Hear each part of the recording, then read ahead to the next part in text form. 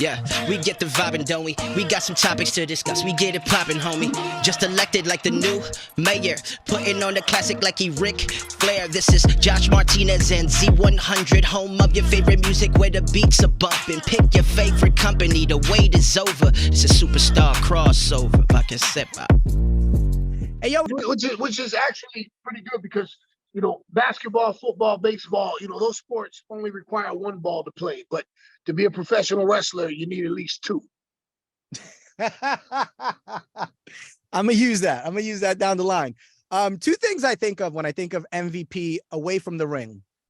You did a promo on SmackDown. I was in high school, and you referenced a Cat Williams line from a stand-up that me and my friends always quoted, and you just snuck it in during a MVP lounge or VIP lounge segment, and I always remembered that for some reason. So you got some more street cred with me by simply quoting a Cat Williams reference, saying that your hair is luxurious and you know it in the middle of a promo. And the second thing I think of when I think of MVP outside of the ring, your reaction to Kofi winning the heavyweight title. It was a video that went viral with the late Shad Gaspard. How important was that moment, Kofi winning the title at WrestleMania? It was extremely important. And it's funny because at first I was really pissed off at Shad for releasing that video because I thought it was a very candid moment. And I thought it was something that was very personal. But when I saw the reaction to the video and how other people expressed what my reaction and Shad's reaction were and how people responded to that, it changed my position, and I wasn't upset about it anymore because representation matters. It's a very important thing. And Kofi Kingston is the first African, and I dare say the first African-American WWE champion. And, people say The Rock is half Samoan. And his father was black from, I think, Nova Scotia or something, Canadian. But Kofi was, if I'm not mistaken, Kofi was born in Ghana and moved here when he was a small child. And, he's a dark-complected black man with dreadlocks. And no one that looks like him has ever held the WWE championship. So across the country and across the world, there were dark-complected young people from Africa and from, neighborhoods across America that said, hey, that guy looks like me. He's holding up that championship. And if he can do it, I can do it. And aside, in addition to that, Kofi, I can't say enough good things about him. He's a wonderful human being. He's a great husband, a great father, magnificent performer, a good friend. Like, I could go on for hours talking about how great a person Kofi is. So nobody deserved it more. And it was organic. Like, the WWE decision makers would never organically or have chosen Kofi to carry the title. But the desire from the WWE universe was so powerful that Kofi was allowed to capture that moment in time, and it's historic. Now, I'm glad you mentioned representation because I feel like it's such a big aspect of everyday life, right? Like, I work at a pop station in New York City, and there wasn't many Latinos, let alone Puerto Ricans, doing top 40 radio. There still aren't many. Hell, growing up, I was a huge Savio Vega fan, and nothing against Savio Vega, but he's not exactly a quote unquote top guy, at least here in WWF at the time. Growing up, who did you find yourself gravitating towards as a wrestling fan? Man, so as I said, I'm from Miami, and I used to watch Florida Championship Wrestling. And the very first memory I have of wrestling was my mom taking me to the Miami Beach Convention Center. And there was a guy with white boots, white trunks, and a white mask doing leapfrogs and drop kicks, and his name was Sweet Brown Sugar. And that was the first wrestler that I remember as a kid going, wow, look at that guy. Yeah, that guy's amazing. And then, because we didn't get too much programming from New York, but then later on, I saw Rocky Johnson and Tony Atlas, and they were the first black tag team champions. And again, representation matters. I saw these guys, and black men, muscular, rippling, just jacked, and Rocky Johnson throwing these drop kicks, and and those dudes, I remember thinking when I grow up, I want to look like that. And then later on, when I was a teen, there was another tag team that came along, Doom, Ron Simmons and Butch Reed. And again, those guys, I remember thinking to myself, when I want to look like those guys, I want to be those guys. So as a kid, it's Sweet Brown Sugar, Rocky Johnson and Tony Atlas, and then later Ron Simmons and Butch Reed, Doom. Now you shifted your career into being a manager, essentially. There aren't many managers, that are people of color. Who do you kind of study when it comes to this newer stage of your career? Well, in my opinion, the greatest all time, and the man who I try to pattern myself after, and whom I was lucky enough to meet and have some interaction with early in my career, Bobby the Brain Heenan. As a matter of fact, in my diss track to Lashley, I even said, even though your name is Bobby, I got brains like Heenan. I think Bobby Heenan was the best to do it because he was incredibly quick-witted, so sharp, had an incredible mind for the game. And, most people are familiar with his later career. They don't realize that he was also a wrestler.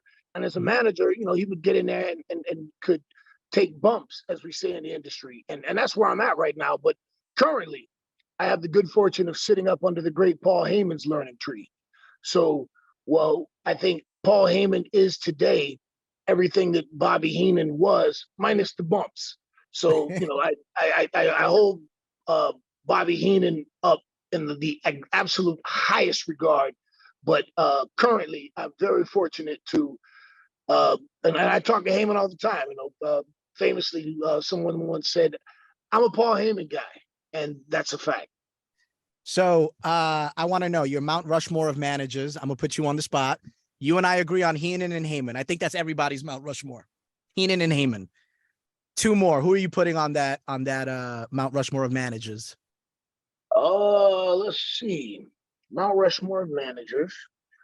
Probably the late Gary Hart. Okay. I think Gary Hart had a big influence on me when I was younger, because I remember he always had the foreign guys. He had Muda, he had Kabuki, and his promos were very good. And again, being a Florida guy, I probably have to go again with the late Sir Oliver Humperdinck. Okay. See, my mount, I have like the immediate three that come to mind for me. Heenan, Heyman, Sensational Sherry. Because I think it says something that a woman was able to kind of get in the ring and rough it up with some dudes. And then the fourth one, I mean, I'm open to let anybody convince my mind. You know what I'm saying? Miss Elizabeth, Paul Bearer, Jimmy Hart, Captain Lou Albano, Jim Cornette, even. The fourth one is always, I'm always stuck on that. You know what? Now that I think about it, man, like I said, growing up in Florida, Sir Oliver Humperdinck was just somebody I remember. But man, I'd have to. Oh man, I'd have to remove Humperdinck and add Cornette. And he. I think the thing with Cornette is that he transcended so many different companies and territories at the time, and you just wanted to see him get his ass kicked. You know what I'm saying? And that to me is what a heel manager is about. And I'm just a fan. Obviously, things evolve. You're part of the evolution of kind of the 21st century managers. How excited are you about the future of managers in the industry? Because there aren't many right now for whatever reason. No, there aren't many. And for a time, the WWE had none. They had fallen out of fashion. The decision makers decided that they weren't necessary. I remember Umaga had Armando Estrada, who I thought was great for the time. And yeah, it just seems they fell completely out of fashion. You didn't have any, and until Heyman came back, and now I've been given this opportunity, and you're seeing this resurgence now. So I think the future for managers in the WWE is actually pretty bright, because obviously there's been a change of direction regarding the importance of quote unquote mouthpieces. I'm sure you got this question a lot. I'm going to ask it anyway. What was the original idea as to why the Hurt Business was originally broken up? Because as a fan, it didn't make any sense. You know what I'm saying? But again, maybe there was some plan. Somebody got hurt. There's always things happening that we don't see. So maybe you could put me onto some game. Vince McMahon makes decisions, and that's way above my pay grade. It was a decision that he made. Why he chose to do it, I have no idea, but it was his choice. He's the boss, and at the time, was the boss, and that's just how things go. We were all scratching our head, but at the end of the day, I'm doing my best to try to get the team back together. Bobby's being a little stubborn, but I got Shelton and Cedric back on board with me, and I'm trying to get Bobby to come around. So we'll see if we can't get the Hurt Business back in business. So we recently passed your 20-year anniversary of debuting on WWE. Now you come back and you're the OG in the locker room. No. No. Shelton had 20 years. No, well, did it? I thought you debuted in 2002. No, I debuted in 06, 2006. Okay. So maybe you started maybe in 02 you started training then. Maybe that's where I'm getting things mixed up a little bit. Yeah, no, because let me see. I got out of the joint in 99. And no, I started training in 2000. I gotta look up where I got 02 from, because I know I got 02 from somewhere looking shit up from you earlier. Nevertheless, OG in the locker room. How important of a role is that for you nowadays? Man, I cherish it because I remember being and I swear it seems like just blink your eyes and 20 years has gone by, because I remember, back in the Indies being the young jacked up kid in the locker room and, just listening and learning. And, now fast forward, here I am. It's funny because I always tease Edge about being an old man, and he never lets me forget that I'm one day older than he is. So, he calls me old man, but it's flattering when young guys come to me and ask me for my opinion or ask me for advice or ask me for feedback. Austin Theory and I just had a VIP lounge segment, and he was stoked because he said, dude, I used to watch the VIP lounge all the time. It was one of my favorite things. And now I get to be in the VIP lounge. This is great. And I met Austin Theory when he was a kid at McDonough, at the Gold's Gym in McDonough. And he reminded me, because I had totally forgotten, but he told me, hey, man, I met you at McDonough Gym when I was a teenager. And I remember this good-looking, fit kid came up and said, hey, I'm going to be in the WWE like you one day. I'm going to be a pro wrestler. I'm like, hey, you look good, man. Keep working out, get trained and stay at it. And he reminded me of that conversation. And here we are all these years later. He's a stud with a brilliant future. I tease him. I call him John Cena 2.0. And, it's cool when guys like that come to me and ask me for my opinion or for information.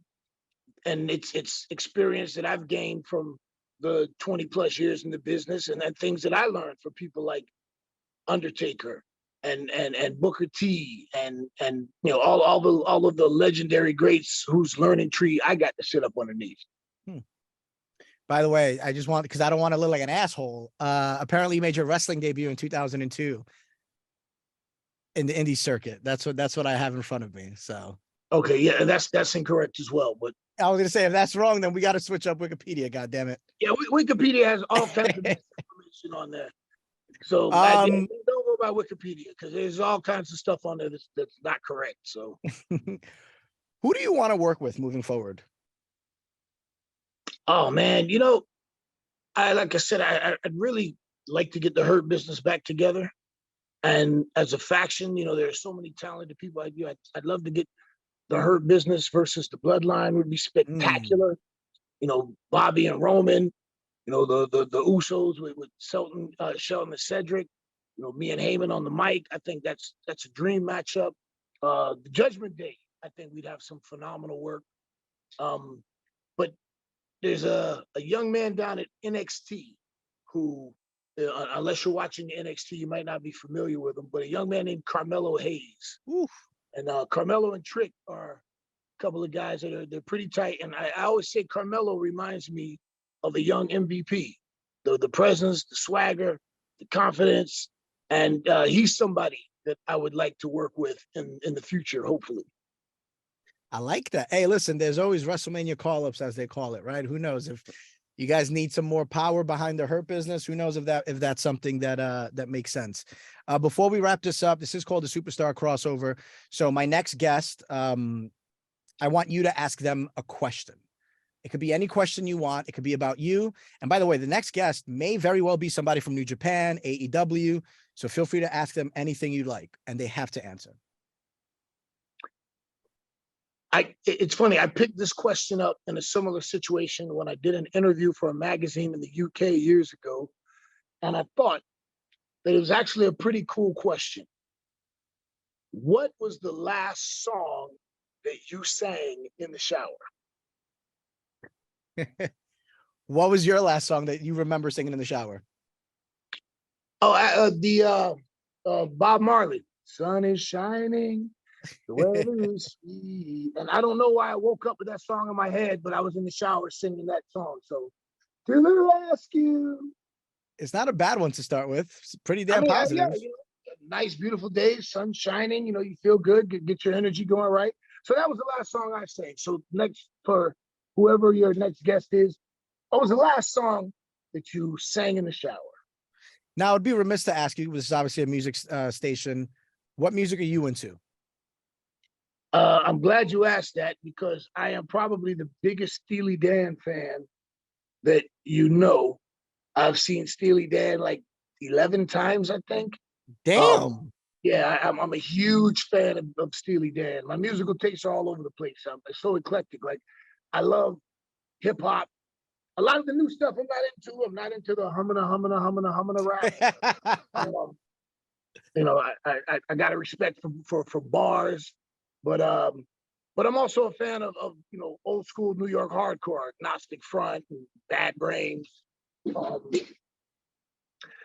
I listen to lots of jazz. I'm a big fan of jazz. A lot of classic, Coltrane and Mingus and Bird. So yeah, if you just put my Spotify on shuffle, there's no rhyme or reason to it. You'll go from a wonderful saxophone jazz solo into crunching guitars into 90s boom bap and everything in between. I don't hate it. I'm not mad at it. First time I ever heard of Steely Dan. I grew up in Brooklyn, grew up on hip hop and Spanish music. They won Album of the Year. I believe I was maybe junior high school or high school, but they beat out Eminem, and I remember being outraged at the time. So that's how I remember. That's my first recollection of Steely Dan, being like, who the hell are these just random dudes beating out? I think it was like Eminem and 50 Cent that year, if I remember correctly. But yeah. that was their comeback album, Two Against Nature, because they had broken up for a long time, and that was their first album back. And I remember people being furious about it. But what a lot of people don't know is Steely Dan had been sampled by so many different hip hop groups, hip hop legends. And for example, they have a song called Black Cow. And Lord Tariq and Peter Guns sampled their beat for that song, that Uptown Baby. Uptown Baby. And then everybody has sampled that 1,000 times over. Right. So if you just look at all the hip hop artists that have sampled Steely Dan, you'd be shocked. Kanye West, champion. Did you realize that you are a champion in their eyes? That's Steely Dan? Steely Dan. Ice Cube has sampled Steely Dan. And it's like a dozen hip hop artists that have sampled Steely Dan. De La Soul sampled Peg. MF Doom, like so many. So it's funny when people go, I don't know Steely Dan. And then I say, come here, kid. And I start playing Steely Dan songs. And they go, oh, I know that. That's from whatever song. Or that's from so-and-so song. And I'm like, yeah, well, they got the dope samples from one of the dopest groups of all time. I'll have to Google samples used by Steely, or samples from Steely Dan. You'll be shocked. Get back to me when you do. Just for your request. I appreciate you. One more time. We'll see you maybe this Monday night, maybe helping out Bobby Lashley in his contract signing with Brock Lesnar for Elimination Chamber. Maybe you guys won't be alone. Who knows? Who knows what's going to happen this Monday night, Barclays Center. We appreciate you, MVP. That's the beautiful thing about the WWE. You never know what's going to happen. And Monday Night Raw is always live. So you need to tune in. Will I be there? Most likely. What will I do? You got to tune in to find out what your favorite superstar will be doing Monday night, Brooklyn, Barclays Center. Look forward to seeing you there. The most affordable fun a family could have, WWE Live. We appreciate you, MVP. Thank you. Cheers.